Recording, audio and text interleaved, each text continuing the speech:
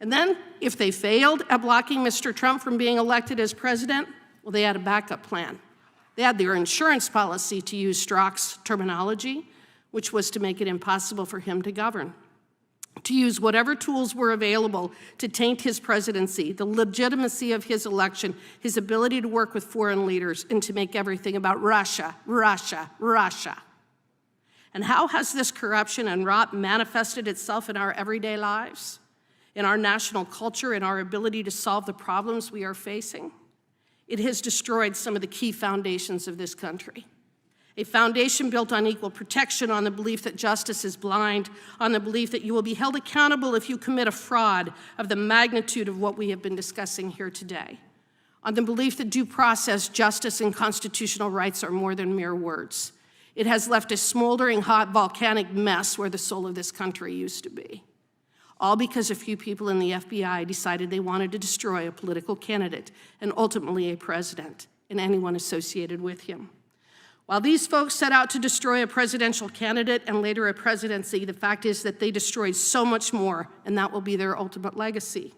One casualty is America's faith in our institution, and another casualty is the erosion of a justice system that is supposed to apply equally to all Americans, but that has been weaponized to protect the favored few elites, the Clintons, the Bidens, while targeting political enemies.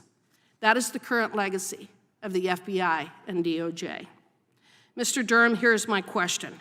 How long do you think that this country will survive? Mr. Chairman, the time has expired. You can't ask a question. A two-tier justice system that seeks to persecute people based on their political beliefs.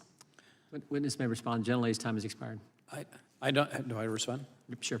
I don't think that things can go too much further with the view that law enforcement, particularly the FBI, the Department of Justice, runs a two-tiered system of justice. The nation can't stand under those circumstances.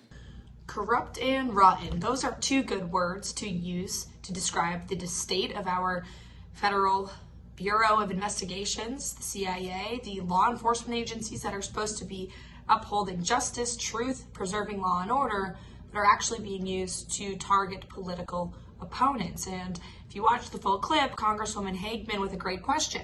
How much longer can this withstand? John Durham's answer, he says, not much longer. Well, that's for sure.